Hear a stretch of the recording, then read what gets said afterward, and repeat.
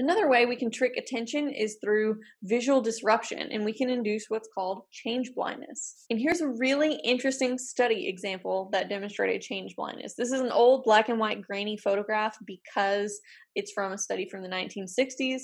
There have probably been updated replications, but this is a classic example I wanted to show you. So in the top left panel, we see a white-haired older man pointing, and he's talking to this younger guy who's holding some paper.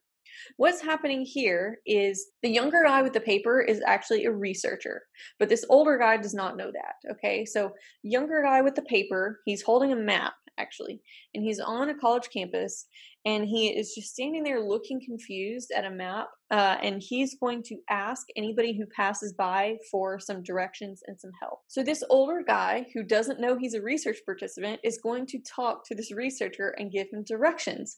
Well, then some other people that, again, the participant does not know that these are researchers. These are also researchers. They're going to do this really cartoonish thing where they're going to be carrying a door, and they're going to be like behind it, and they're going to walk right between these two people who are talking.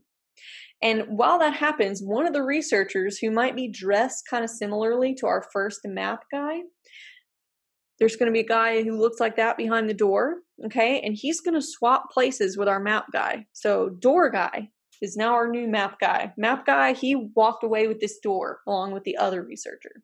The bystander had no idea what was going on. He's standing there on the other side of this door, and he did not see this change happen. That's what we're looking at in the top right panel. In panel B, we see that the older white-haired man is on the other side of the door, and he can't see these folks switching places behind it. In panel C, on the bottom left, we see our white-haired older man holding the map. The other guy's holding the map too. He's pointing at the map. He's giving directions to new map guy.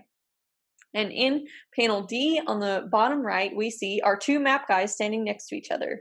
And it's a very grainy photo, but you can tell they're not identical twins at first glance, right? Well, the interesting thing is, white-haired old dude here, who was our research participant, did not know that he talked to two different people. He did not notice the change. He was blind to this change. This is called change blindness. So this phenomenon was replicated a lot of different ways. If you have two different actors with very similar clothing, only about 30% of your participants you do this with are ever going to notice. And here's how you know if they notice, by the way. You don't just ask, did you notice that we switched places? People are going to be like, yeah, of course, because they don't want to look like a dummy, right? They don't want to believe that they've been tricked by the researcher. And every time I've ever done a deception study, if you ask people, did you know you were being deceived? They're like, of course, I was suspicious the whole time. But instead, you could ask them, did you notice anything weird? Anything at all? And if they actually did notice that a whole other dude popped out from behind this door and was talking to them, they would tell you that, right? For sure, because that's weird. That's not something you expect to happen in everyday life. The person you're talking to just transforming into another person, not going to happen. But 70% of people in these studies don't say anything. They're like, I don't know. He was holding the map upside down, I guess, when I found him. They'll come up with something maybe, or they might be like, no, seemed like a totally normal interaction. I didn't know I was in a research study. Cool study, I guess. Tell me when your boring results come out. So you can make all kinds of intentional changes. You could change all kinds of items that are on a table while somebody's not looking. You could even switch out the entire furniture and it be a different color and they wouldn't notice.